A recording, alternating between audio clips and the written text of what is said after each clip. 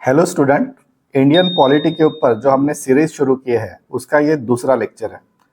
इस लेक्चर में हम कवर करेंगे कि अलग अलग सरकारी भर्ती परीक्षा में संविधान के ऊपर क्या क्वेश्चन आ सकते हैं।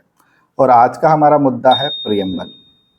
तो अगर आप ये संविधान की किताब देखो तो इस किताब में 3 पार्ट है। एक पेज का प्रियम्बल और काफ़ी सारे पेजेस के 395 आर्टिकल और कुल 12 शेड्यूल। इनमें से आज अपन पढ़ेंगे प्रियम्बल। ये जो प्रियम्बल आपको दिख रहा है, ये प्रियम्बल क्या बताता है?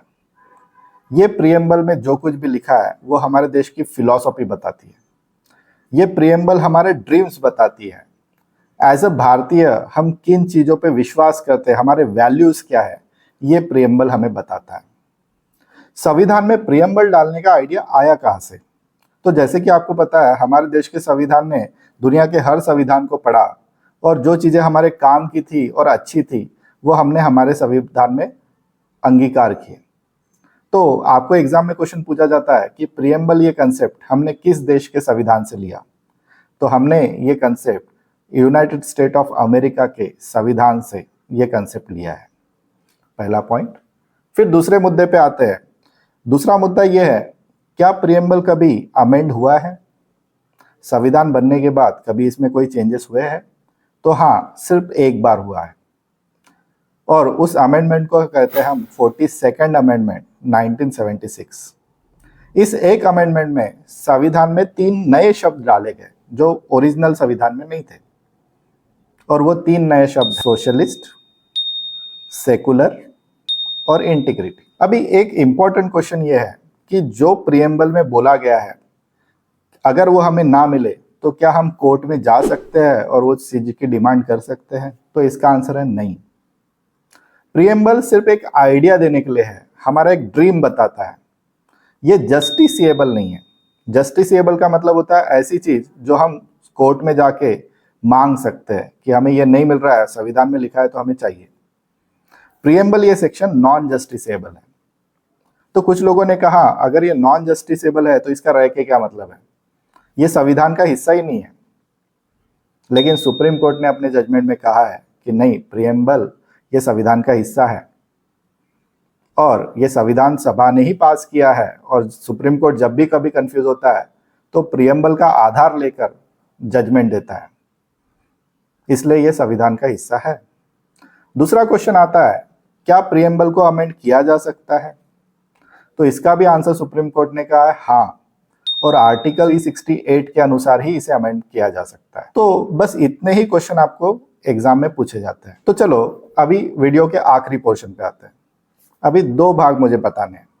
बहुत बार हम प्रियम्बल्स को रीड करते हैं पब्लिक फंक्शन में, लेकिन मैंने ऑब्जर्व किया है कि वो ठीक से रीड नहीं किया जाता। तो प्रियम्बल रीड करने का सही तरीका क्या है वो मैं आपको बताता हूँ, और प्रियम्बल के ऊपर किस तरह के क्वेश्चन आ सकते हैं उसकी अपन समरी कलेक्ट करेंगे। तो अभी मैं बताता हूँ आपको प्रियम्बल पढ़ने का सही तरीका। मैं बोलूँगा और मेरे स्टूडेंट मेरे पीछे रिपीट करेंगे। इसी तरह से आपको पब्लिक गैदरिंग में हमेशा प्रियम्बल बोलना चाहिए। और प्रियम्बल के साथ अगर आप अपना पब्लिक गैदरिंग शुरू करते हो, you are doing a great thing. You are the ideal citizen of India. चलो तो शुरू करते हैं।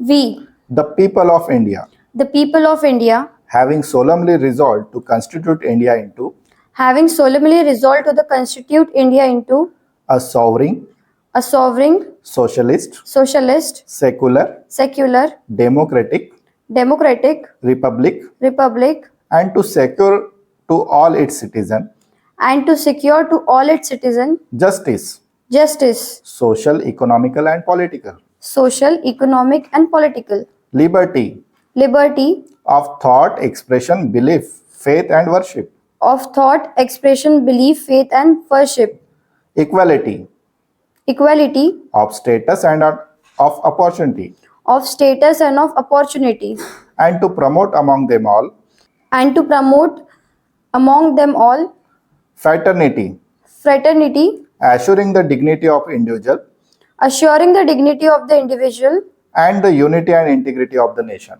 and the unity and integrity of the nation.